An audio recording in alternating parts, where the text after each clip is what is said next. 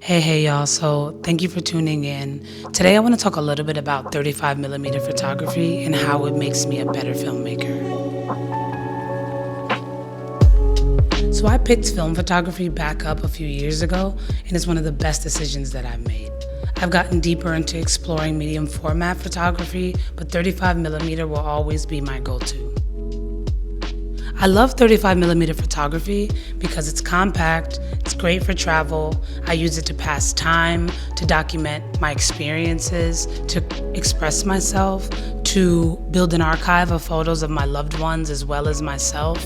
It is a great way to socialize and for me to connect with other people.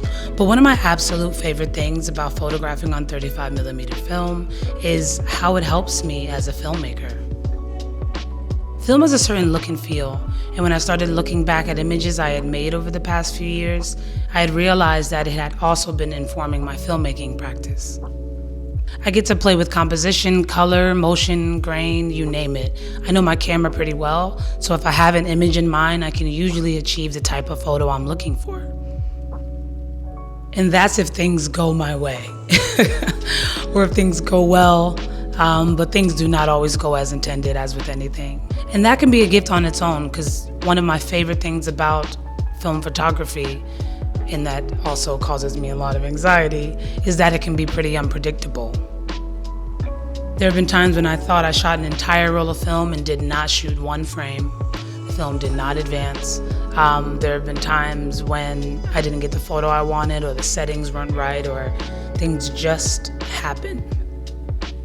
What you get when your film comes back or when you develop and scan it is completely determined by a number of things. It's always a combination of things, and I believe it's also metaphysical.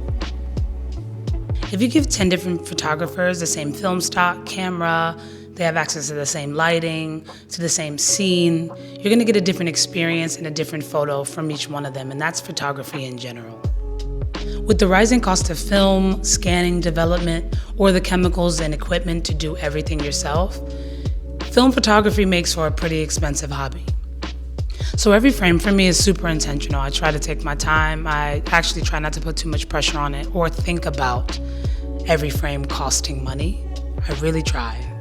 I really do. But it does make for a slower and more intentional experience. When I'm not filming a project or writing or making music, 35 millimeter photography helps me to exercise my creative eye. A simple portrait, a photo of an alleyway, a photo of the ocean, an out of focus picture of the sidewalk can spark ideas for my own projects. I was actually able to compile some imagery from my past work for a script that I'm writing right now. It helps me to see the world in new ways. It helps me to build my own story. A photo can do that, tell a story or inspire a new one. Most of the time, I'm not thinking about any of this as I'm making work, but it's amazing to reflect on one art form and realize the connections to other art forms that you practice. Sometimes I get in my head about these things being separate and having so many things and having to learn to compartmentalize them, but they really all are one, coming from one place.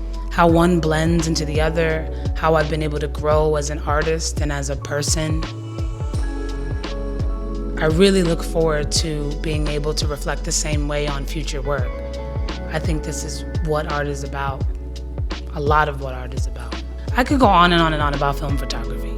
35 millimeter photography is something that I hold dear and something that I'll always practice, money willing. Whatever medium you choose, I hope that you are not only enjoying it, but you're able to find connections to other aspects of your being. That's really what all of this is about. Until next time, y'all. Thank you for watching.